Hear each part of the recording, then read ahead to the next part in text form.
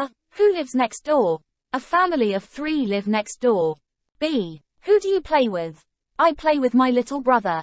C. Who teaches you maths? Mrs. Dawson teaches me maths. What does Mrs. Dawson teach you? D. What do you, usually, eat for lunch? I usually eat a sandwich for lunch. E. What frightens you? Horror films frighten me. F. Who do you talk to most? I talk most to my friend Dina. G. Who do you sit next to in English? I sit next to Maria in English. H. What helps you study? Music helps me study.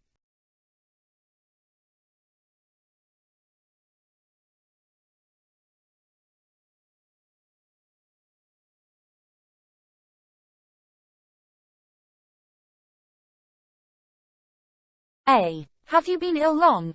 No, I haven't. B. Are you waiting for me?